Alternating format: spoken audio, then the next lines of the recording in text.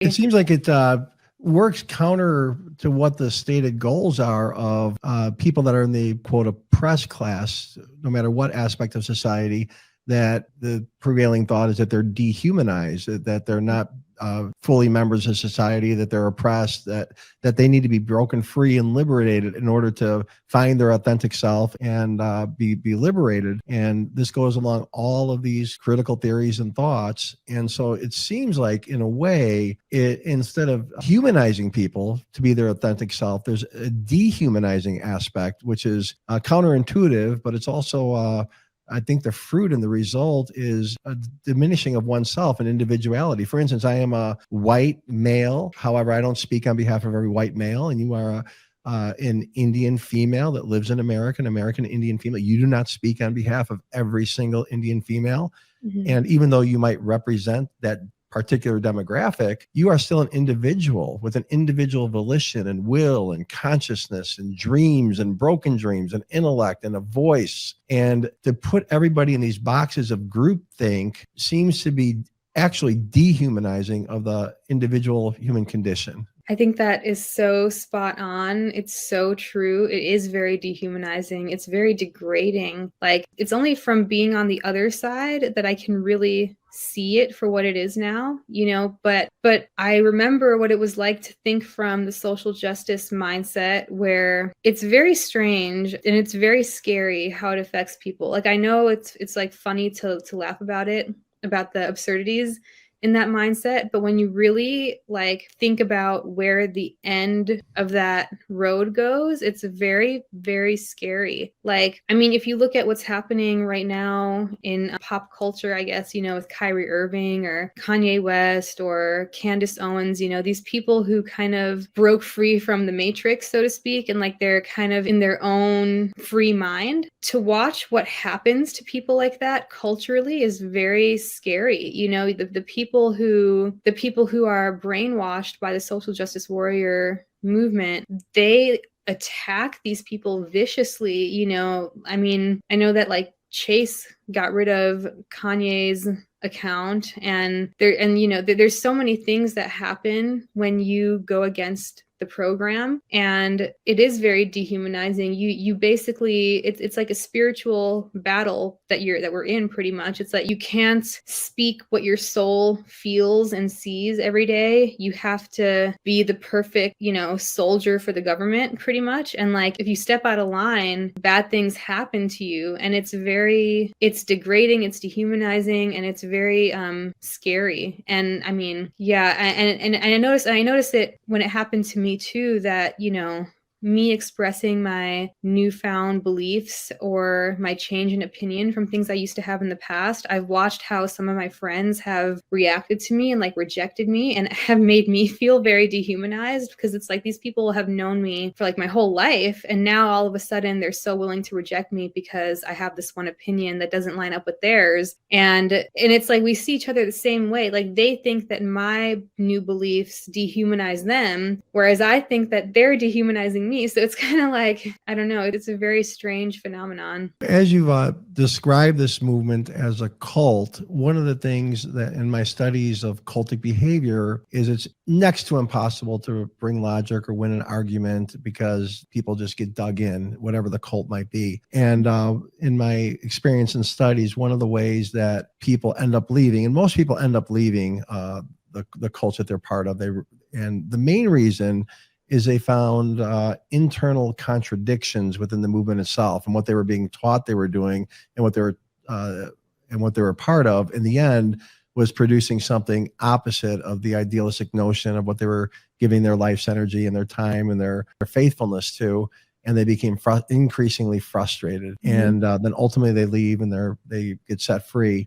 And so I was wondering if you've noticed some of the internal contradictions of the social justice groups that you've been part of that maybe might help people that are advocates in one that may not be healthy to begin to pursue ideas for themselves. Like what kinds of specific things, if you can think of any, that you've experienced? Oh yeah, there's so many. Well, for one, I guess the main one that comes to mind is, when it comes to racial issues, you always hear this phrase, amplify melanated voices. That's something that you hear a lot on the social justice warrior side of things. They're always like, amplify melanated voices. They're like, listen to people of color.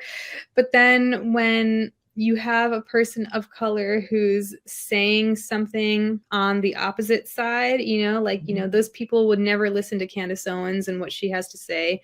Those people are going to call Black conservatives or conservatives who are not white, they're going to call those people Uncle Toms and all kinds of like racist names and everything. And it's like, okay, major contradiction there.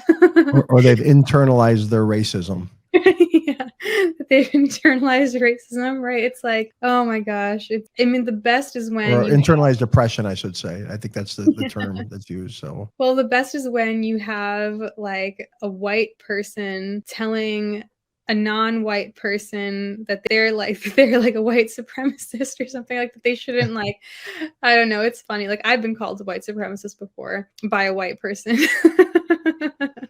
And it's just hysterical.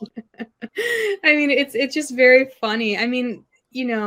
So I would say like there's those contradictions, and then of course in like the vegan movement there's some very obvious contradictions. You have people who are saying that being vegan is all about compassion, but then these are the same people who are like screaming at other people for eating meat and calling them murderers and everything. So it's like so many contradictions. A lot of those movements are very there's a lot of projection involved in those movements.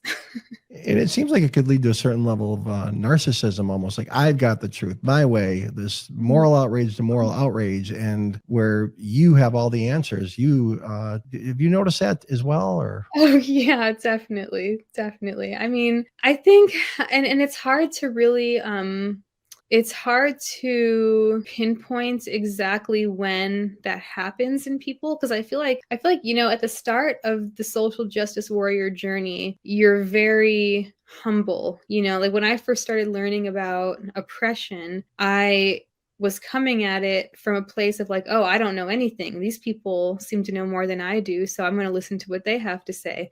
But then as you become more educated in it and you start finding flaws in what other people believe, then you start getting on your high horse and start trying to like educate other people, and you think that you know more than they do. And that, especially in the college atmosphere, really perpetuates that, because people get an ego from going to college and having a degree. Like they think like, oh, well, like you don't know about that, but like you don't know about these terms, but I went to college. I have a master's degree. I know what intersectional feminism is really about. Yes. There's a whole new language that I've learned in the last several years.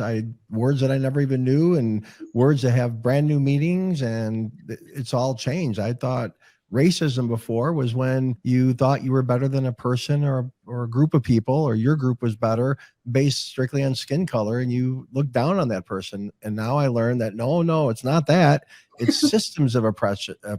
Well, what are these systems and where is it? And I do understand that there is racism in America, and nobody's denying that. But what ultimately is the end game, And there were studies like after George Floyd died and our nation was gripped by protests and violence and buildings being burned and this defund the police movement and all this to bring light on the reality of what some were saying were happening in the African-American communities. And I am not denying that there hasn't been police problems. I am not denying that racism does not exist. I am not saying that these points are worth debate and discussion and policy changes and sober-mindedness to make sure that everybody is treated equally, that our country is really what it stands for. But when you look at the practical outcome of billions of dollars of damage and property values and small businesses, predominantly in African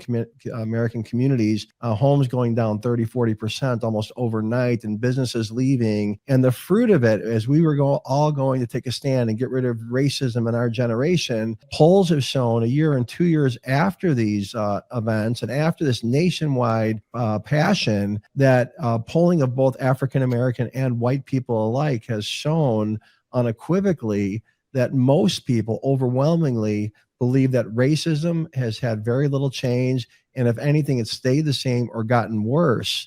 And so my question becomes, therefore, is the methodology and the methodology of the entire social justice movement in so many ways, of the hostility and silencing people and canceling them and forced compulsion and forced speech. Is that really winning the hearts of people? And is it really in the end helping to lift up the oppressed, or is it actually causing more harm? And I say that in all the areas of it. It seems like this attitude of revolution and burning things down in the end is not achieving the idealistic outcome that SJWs are looking for. What would you say to that? Yeah, I agree. It's not like, it's hard to even tell what the end game or what the end goal is for SJWs in their head. You know, it's a movement that's really driven by emotion. And so when you're emotional, you're not even really thinking about what you want at the end. You're just having like a temper tantrum, but you're not focused on what the solutions actually are that you're seeking. And so I don't know. It's like, you know, with all the riots that happened over George Floyd and everything, it's like, what was the what was the end goal there? I don't really know, honestly. It's hard to even I